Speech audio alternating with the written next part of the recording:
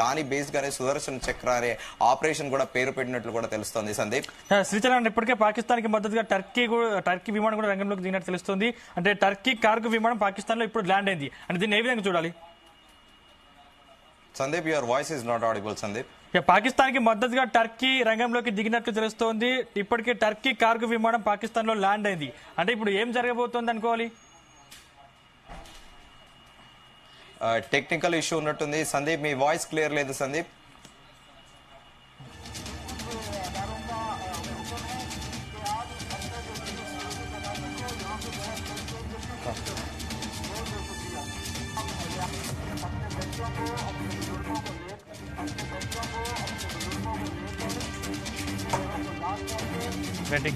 కరాచీ పోర్టును భారత దళాలు ధ్వంసం చేశాయి. క్షిపణులతో విరుచుకుపడిన భారత సైన్యం తునకలు చేసింది.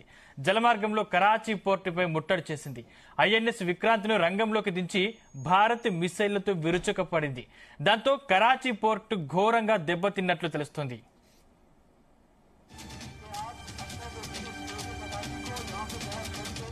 రైట్ శ్రీచరణ్, అంటే పాకిస్తాన్ కి మద్దతుగా టర్కీ రంగంలోకి దిగినట్లు తెలుస్తుంది. ఇప్పటికే టర్కీ కార్గో విమానం పాకిస్తాన్ లో ల్యాండ్ అయినట్టు తెలుస్తుంది. అంటే ఏం జరగబోతుంది అనుకోవాలి? టర్కీ మొదటి నుంచి కూడా పాకిస్తాన్ కి సపోర్ట్ చేస్తుంది. పాకిస్తాన్ కి క్లోజ్ ఏలి అని చెప్పాలి. సో ఇప్పుడు ఖచ్చితంగా ఒకవేళ టర్కీ పూర్తి స్థాయిలో ఇంటర్ఫేర్ అయితే ఖచ్చితంగా రష్యా అనేది ఇన్వాల్వ్ అవుతుంది. అలాగే అమెరికా కూడా వార్న్ చేస్తుంది. ఎందుకంటే టర్కీ మన దగ్గర S-400 రష్యా నుండి ఎలా దిగుమతి చేసుకున్నామో S-200 S-300 కూడా టర్కీ రష్యా నుంచి కొనుగోలు చేసింది. ఒకవేళ S-300 పాకిస్తాన్ కి ఇస్తే ఖచ్చితంగా రష్యా నుండే రష్యా అది ఆపరేటింగ్ లేకుండా కూడా అక్కడ నుంచే లాక్ చేస్తోంది శాటిలైట్ లింక్ ద్వారా. సో టర్కీ మొదటి నుంచి కూడా మనం పోయిన వారం కిందటే దాదాపు 6 జెట్ ఫైటర్లు టర్కీకి చెందినవి కూడా పాకిస్తాన్ ఎయిర్ బేస్ కి కూడా చేరుకున్నాయి, ఇస్లామాబాద్ ఎయిర్ బేస్ కి. సో ప్రస్తుతము టర్కీ చైనా మొదటి నుంచి కూడా బ్యాక్ ఎండ్ సపోర్ట్ చేస్తున్నాయి. ఒకవేళ టర్కీ అమ్యునేషన్స్ అలాగే ఈ జెట్ ఫైటర్ సపోర్ట్ చేస్తుందేమో, కానీ నేరుగా టర్కీ ఇన్వాల్వ్ అయితే మాత్రం ఖచ్చితంగా రష్యా అమెరికా మాత్రం ఇండియాకి సపోర్టివ్గా ఉంటాయి. సో ఇప్పటికే అమెరికా పలుమార్లు రష్యా పైన చాలా శాంక్షన్స్ కూడా పెట్టింది. సో ఇప్పుడు ఒకవేళ టర్కీ దీంట్లో ఫుల్ ఫ్లెడ్జ్ గా ఇన్వాల్వ్ అయితే మాత్రం ఖచ్చితంగా ఇటు అమెరికాతో పాటు రష్యా కూడా శాంక్షన్స్ పెట్టే అవకాశం ఉంది. సో టర్కీ కూడా ప్రమాదంలో పడే అవకాశం అయితే చాలా క్లియర్ గా ఉంది సందీప్. శ్రీచరణ్, అంటే ప్రధాని మోదీతో అజిత్ దోవల్ భేటీ ముగిసింది. అంటే దీంట్లో ఎటువంటి నిర్ణయాలు తీసుకున్నారనుకోవాలి? యాక్షన్ ప్లాన్ ఏ విధంగా ఉండబోతుంది ఇంకా ముందు కూడా? సందీప్, సింధూర్ ఆపరేషన్ కూడా మినిట్ టు మినిట్ ప్రధాని నరేంద్ర మోదీ మానిటరింగ్ చేశారు. ఎప్పటికప్పుడు కూడా కీలకమైన సమాచారం కూడా తెలుసుకుంటూ అప్డేట్ చేస్తున్నారు. So NSA Ajit Doval strategy mind లో ఎప్పుడు ఏముంటుందో, అలాగే ప్రధాని నరేంద్ర మోదీ మైండ్ లో ఎప్పుడు ఏమి మెదులుతుందో ఎవరికి కూడా తెలియదు. సో ఇప్పుడు సుదర్శన చక్ర ఆపరేషన్ అనేది ప్రారంభమైంది. నెక్స్ట్ ఏంటి అనేది కూడా చాలా క్యూరియాసిటీ ఉంది అందరికీ. సో ఈ కీలకమైన డెసిషన్స్ ఏం జరగబోతుంది, ఎలా ఎగ్జిక్యూషన్ అనేది కూడా ఎన్ఎస్ఏ అజిత్ దోవల్ తో పాటు ప్రధాని నరేంద్ర మోదీ మానిటర్ చేస్తారు. ఇక్కడ మనం ఎన్ఎస్ఏ అజిత్ దోవల్ గురించి కూడా ప్రత్యేకంగా చెప్పుకోవాలి. అందరికీ తెలిసిందే, దాదాపు 6 ఏళ్ల పాటు పాకిస్తాన్ లో ఆయన రా ఏజెంట్ గా కూడా ఉన్నారు. సో పాకిస్తాన్ భౌగోళిక పరిస్థితులు, అక్కడ వాతావరణం ఏంటనేది అజిత్ దోవల్ కి తెలిసినంత మరింత ఎవరికి కూడా తెలియదు. మనకి ఒక గ్రేట్ నేషనల్ సెక్యూరిటీ అడ్వైజర్ దొరికారని కూడా చెప్పుకోవచ్చు.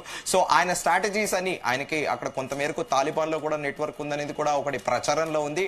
దానికి వాస్తవికంగా లేదు. అంటే అంతర్జాతీయ మీడియాలు కొన్ని భారతదేశం అంటే పడని వాళ్ళు ప్రత్యేకంగా అజిత్ దోవల్ కి వ్యతిరేకంగా కూడా కొన్ని వ్యాసాలు కూడా రాశాయి. సో దానికి ఉదాహరణ కూడా మనం చెప్పుకోవచ్చు. 2019లో తాలిబాన్లో ఎప్పుడైతే ఆఫ్ఘనిస్తాన్ తమ చేతిలోకి తీసుకున్నారో అప్పుడు అన్ని దేశాల డిప్లొమాట్లు అందరూ కూడా ఆఫ్ఘనిస్తాన్ ఖాళీ చేస్తున్న పరిస్థితులలో తాలిబాన్లే స్వయంగా తమ చేతుల్లో గన్లు పెట్టుకుని ఎస్కాట్లు ఇస్తూ ఇండియన్ డిప్లొమాట్స్ తో పాటు పనిచేస్తున్న సిబ్బందిని ఎయిర్పోర్ట్ వరకు కూడా వాళ్ళు పైలట్ పెట్టి ఎస్కాట్ వెహికల్లో డ్రాప్ చేశారు. సో మనందరం కూడా ప్రపంచం అంతా నివ్వెరపోయింది.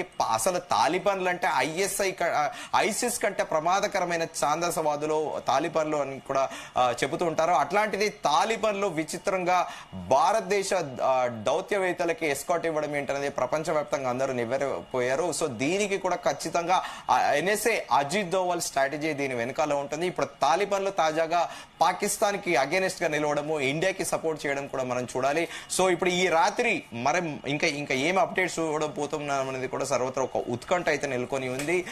ఎందుకంటే ఇద్దరు ప్రధానంగా ఇటు ప్రధాని నరేంద్ర మోదీ మదిలో ఏం మెదులుతుందో ఏ ఆలోచన, అలాగే NSA national security advisor Ajit దోవల్ది ఏం మైండ్ లో మెదులుతుంది అనేది కూడా మనము అది ఎవరం కూడా తెలియదు, అది వారిద్దరికే తెలుసు. దాన్ని బట్టే వాళ్ళు కూడా మానిటర్ చేస్తూ ఎప్పుడు ఏది చేయాలనేది కూడా ఒక వ్యూహరచన వారిద్దరే చేస్తారనేది కూడా రెగ్యులర్ గా ఒక ఢిల్లీ సర్కిల్స్ లో నడిచే చర్చ. సందీప్, శ్రీచరణ, ముఖ్యంగా లాహోర్, కరాచీ లాంటి పట్టణాలని భారత్ టార్గెట్ చేసింది. మరి అదేవిధంగా పీఓకే వైపు కూడా వెళ్లే అవకాశాలు ఉన్నాయి భారత్?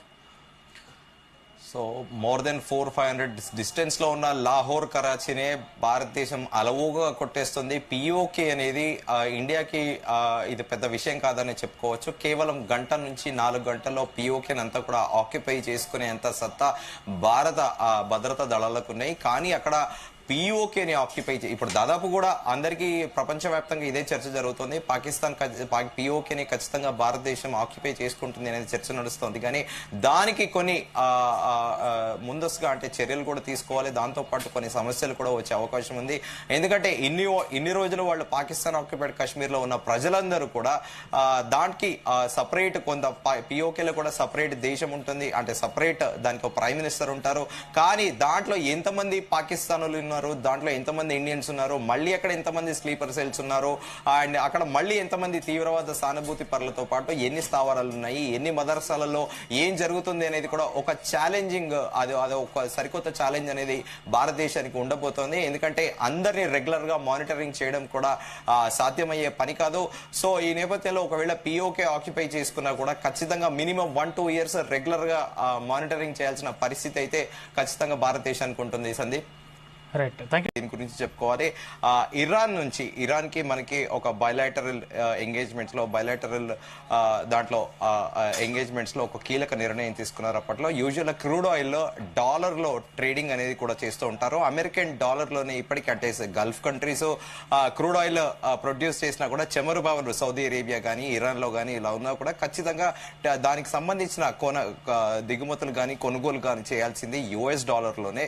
సో అప్పుడు 2018-19లో సరిగా అదే సమయంలో భారతదేశము ఇరాన్ తోని ఒక ఒప్పందం కుదుర్చుకుంది. దానికి ఏంటంటే ఆటా అండ్ రైస్, గోధుమ పిండి, రైస్ ఏమో ఇండియన్ రూపీలో ట్రాన్సాక్షన్స్ మనము ఇవి చేసుకుందాం అంటే ఇరాన్ కూడా ఒప్పుకుంది. దానికి తోడు ఇరాన్ లో కూడా భారతదేశము రైల్వేస్ ని డెవలప్ చేస్తామని కూడా మాటిచ్చారు. అంతకు ముందు బెల్ట్ అండ్ రోడ్ అది ఎప్పటి నుంచో కూడా దాదాపు 5-6 సంవత్సరాల నుంచి మోర్ దెన్ 7 ఇయర్స్ నుంచి కూడా నడుస్తుంది.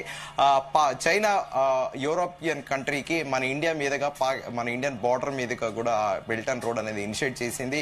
సో అప్పుడు కరాచీ పోర్ట్ లో వచ్చేసి చైనీస్ ఆర్మీ అక్కడ నియమించింది. చైనా వాళ్ళు పాకిస్తాన్ లో చైనీస్ ఆర్మీ నియమించింది.